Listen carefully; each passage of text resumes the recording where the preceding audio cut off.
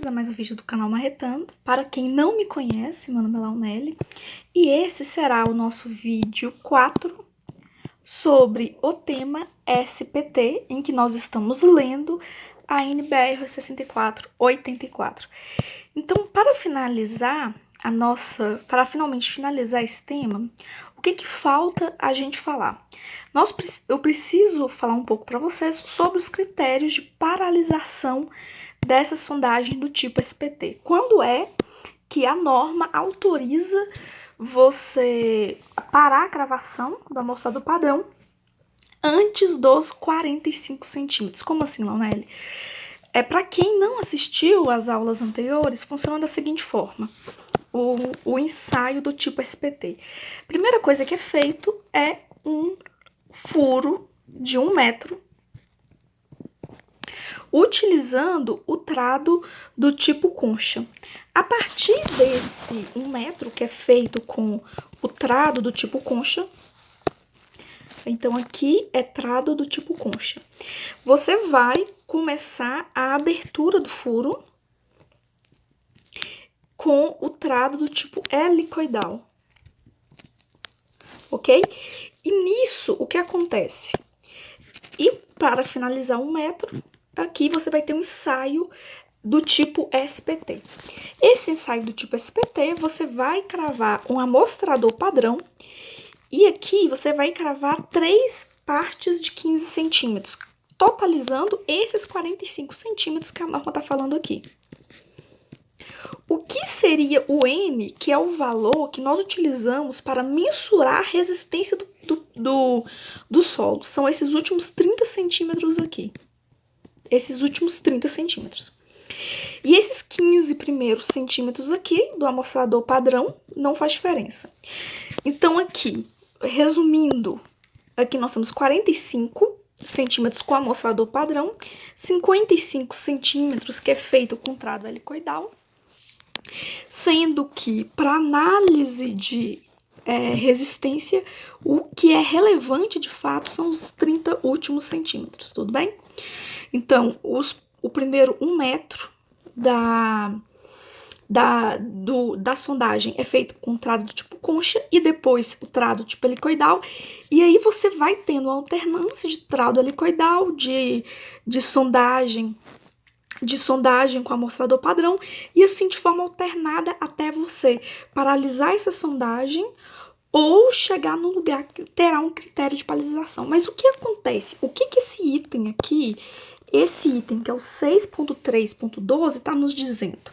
Ele está falando quando é que você está cravando esse amostrador padrão, que é dividido em 3 partes de 15 centímetros, e você vai paralisar, você vai interromper esse ensaio antes de atingir a totalidade dos 45 centímetros. Quando é que isso será feito? Isso será feito sempre que. E aí nós vamos ter 3 possibilidades. Nós temos, a primeira possibilidade é o seguinte: 3 segmentos de 15 centímetros. Em qualquer dos 3 segmentos de 15 centímetros, o número de golpe ultrapassar 30. Então, isso a gente consegue perceber. Qualquer um desses segmentos do seu ensaio, se você tem um número de golpes que ultrapassa o valor de 30, você pode encerrar por ali, você pode interromper por ali essa sondagem nesse furo. Ou o total de golpes tiver sido aplicado durante toda a cravação for de 50. Ou não se observar avanço do amostrador padrão durante a aplicação de 5 golpes sucessivos de martelo. Então, para quem está com dúvida, bora deixar isso aqui bem claro. Vamos supor que nós estamos aqui nesse amostrador padrão fazendo o ensaio do tipo SPT. Vamos supor que aqui no nosso primeiro trecho já tenha dado um valor maior do que 30 golpes. Isso significa o quê? Eu já posso interromper esse ensaio. Segunda possibilidade, por exemplo, primeiro trecho, 25 golpes. Segundo trecho, 27 golpes. Aqui foi menor que 30 e aqui foi menor que 30, mas o somatório foi maior que 50. Se o somatório for maior que 50, o que eu posso fazer? Interromper o ensaio nesse furo. E a última possibilidade que a norma nos dá é você deu 5 golpes, e não houve avanço. Você também pode interromper antes de completar os 45 centímetros. Então, vamos recapitular. 3 possibilidades de interromper antes dos 45 centímetros. Mais do que 30 golpes em qualquer trecho. Mais do que 30 em qualquer um dos 3 trechos. Mais do que 50 no somatório dos golpes que você teve. Ou você tem 5 golpes em cima dessa barra e você não tem nenhum avanço, tudo bem? Então, nessas 3 possibilidades, o que vai acontecer? Nessas 3 possibilidades, você pode interromper a sondagem nesse furo antes do fim, ok? Vamos continuar. O índice de resistência à penetração,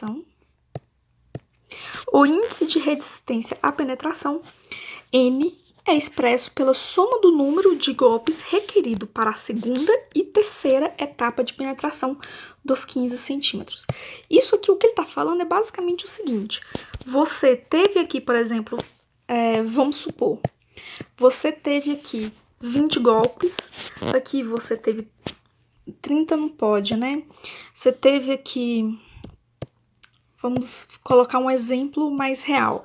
Vamos supor que você teve 15 golpes, 20 golpes, e aqui você tenha tido 17 golpes.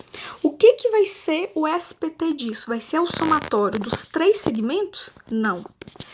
O SPT é o somatório dos 2 últimos trechos, ou seja, o SPT desse trecho vai ser 37. Tudo bem? Ótimo. Vamos continuar lendo aqui nossa norma. E aqui, gente, só para reforçar o que eu já tinha falado, era o que eu falei anteriormente. Você tem um trecho que é feito com trado helicoidal, seguido de um trecho em que é feito ensaio, e esse trecho tem 45 centímetros, com 3 trechos de 15, depois tem a abertura de um orifício, novamente com trado helicoidal, depois o ensaio em 3 trechos de 15, e assim sucessivamente até você terminar o ensaio, ou devido a um critério de paralisação, ou porque você chegou ao objetivo. E outra observação é o seguinte, quando a penetração foi incompleta, o resultado da cravação é expresso pelas relações entre o número de golpes e a penetração total que teve seu amortecedor padrão para cada 15 centímetros. Então, olha aqui, por exemplo, você teve aqui 12 golpes e o amostrador padrão foi só 16 centímetros. Você teve 30 golpes e foi 11 centímetros. Você teve 14 golpes e foi 15 centímetros. E assim sucessivamente.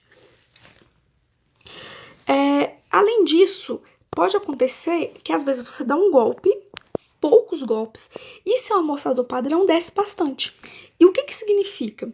Se ele exceder significativamente os 45 centímetros ou não puder haver distinção clara nas 3 penetrações parciais de 15, o resultado deve ser expresso pela relação entre o número de golpes e a penetração correspondente. Por exemplo, aqui você teve um golpe e 33 centímetros desceu do amostrador padrão, ou um golpe e teve uma penetração de 20 centímetros, e assim sucessivamente. Então, basicamente seria isso. Aqui, quando você tem uma penetração parcial do seu amostrador padrão, ou com um pequeno golpe ele desce muito, você vai representar em porcentagem, sendo que vai ser a relação número de golpes sobre o valor que houve deslocamento, o quanto ele deslocou, tudo bem? Agora, finalmente, para a gente já tiver concluir esse tema finalmente, Ao longo desse ensaio, é muito importante que você colha amostras do solo e essas amostras devem ser acondicionadas em recipiente hermético. Aqui a gente tem umas fotos mostrando essa coleta dos solos e, finalmente, nós vamos ter os critérios de paralisação pela perfuração com circulação de água. Bora recapitular quando é que a gente começa a perfuração com circulação de água. Quando eu tenho penetração menor do que 50 milímetros em 10 minutos. Tudo bem? Então, quando isso acontece, você começa a fazer o seu ensaio utilizando para isso circulação de água. Tudo bem? Só para recapitular, você vai ter que parar essa circulação de água quantos centímetros acima do fundo do poço? 20 centímetros. Quando você for medir o local onde você vai começar seu ensaio, qual que é o erro máximo permitido? 5 milímetros na mensuração dessa profundidade. Então, todos esses são dados que você tem que decorar para uma prova de concurso público, seja FCC, seja Gran Rio, FG, CESP, cobra menos decoreba, mas também é importante você estar ciente dessas informações, tá bom? Então, vamos continuar aqui. Então, agora, a gente já percebeu que você começa um ensaio com circulação de água quando você não está tendo avanço do seu amostrador padrão. E agora, ele vai mostrar para você quando é que você pode parar esse ensaio com circulação de água. Vamos ver. 3 metros sucessivos se obtiver 30 golpes para a penetração dos 15 centímetros iniciais. E é aquela mesma coisa que a gente falou de interromper o ensaio antes dos 45 centímetros. Quando você tem mais do que 30 golpes em qualquer trecho, você pode interromper o ensaio. 4 metros sucessivos, obtiver 50 golpes para a penetração dos 30 centímetros iniciais. Ou 5 metros sucessivos, 50 golpes, 45. Como é que eu decoro isso para concurso? Eu faço o seguinte: 3, 4, 5. Você percebe que é uma sequência de 1 em 1. 3, 4, 5. 15, 30, 45. Aqui vai ser de 15 em 15. E esse aqui, eu decorei que o primeiro é 30 com 3, 3, 30. E aqui eu repito o valor de 50, tudo bem? Então, para a prova de concurso, eu costumo tentar decorar assim: 3, 4, 5. Aqui eu coloco 30. E repito 50, 50, porque sei que ele vai se repetir. E aqui 15, 30, 45. Então, aqui você percebe que tá indo de 1 em 1. E aqui de 15 em 15. Pra mim, essa forma de decorar funciona. Sempre tentar achar uma relação entre os números. Mas caso essa forma não sirva pra você, tem outras formas também de você conseguir decorar. Então, vamos continuar a aula, pra gente já finalizar esse tema. A sondagem deve ser dada por encerrada, com ensaio de avanço de perfuração por circulação de água, os avanços obtidos forem inferiores a 50 milímetros em um período de 10 minutos. Então, recapitulando, por que você começou esse ensaio com circulação de água? Um avanço menor que 50 milímetros em 10 minutos. Por que você vai parar esse ensaio com circulação de água? O critério é o mesmo. Um avanço menor que 50 milímetros em 10 minutos. Tudo bem?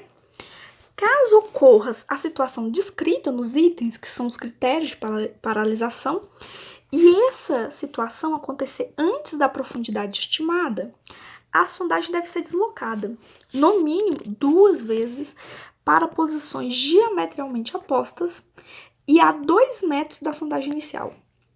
O que essa parte do trecho ele está falando? Vamos supor que você estava prevendo fazer uma sondagem até, sei lá, 20 metros, mas com 10 metros de profundidade, você já encontrou um critério de paralisação, que permite que você para o ensaio aí. O que a norma te exige? Exige que, em relação a esse ponto, você faça pelo menos mais 2 sondagens. 1, 2. Em direções diametralmente opostas. E sendo que entre esses furos deve haver uma distância de pelo menos 2 metros. Então, 2 furos, 2 metros. É fácil de decorar. E por que a norma exige que você faça isso? Pelo seguinte, muitas vezes você está fazendo uma sondagem do tipo SPT e o amostrador padrão não está avançando. E você pensa que você chegou numa região que tem solo, mas o que aconteceu é que muitas vezes você chegou em uma região que tem matacões e com isso você pensa que você chegou num solo resistente. Aqui você tem uma argila mole e construindo o seu edifício aqui, você vai ter um recalque diferencial, tudo bem? Quando você vê uma situação dessa, às vezes o projetista pensa que você tem um perfil desse tipo, sendo que na verdade você só tinha matacões aqui, tudo bem? E aqui na imagem você percebe que o que acontece quando você tem esse recalque diferencial da fundação, trincas em 45 graus no seu edifício. Perfeito? Por isso é que a norma pede para que você faça sondagens, quando tiver um critério de paralisação, faça pelo menos 2 sondagens em ambientes diametralmente opostos. E finalmente, para a gente finalizar, durante a perfuração com auxílio do trado, você vai ter que depois medir o nível d'água e essa medição deve acontecer com leituras a cada 5 minutos durante 15 minutos no mínimo. E após o encerramento da sondagem e retirada do tubo, decorridos no mínimo 12 horas, deve ser medida a posição do nível d'água, ok? Outro ponto seria essa tabela, que fala a designação do tipo de solo de acordo com o índice de penetração. Essa tabela aqui, eu não vou me adentrar muito nela, depois eu quero fazer exercício sobre esse assunto, mas aqui eu deixei a título de exemplificação, tudo bem? Então, eu acho que era isso, nós conseguimos falar em 4 aulas de todos os assuntos relevantes relacionados à sondagem por percussão. Eu espero que vocês tenham gostado. Se gostaram, compartilhe o vídeo, deixe o curtir e se inscrevam no canal. E até a próxima. Tchau, tchau.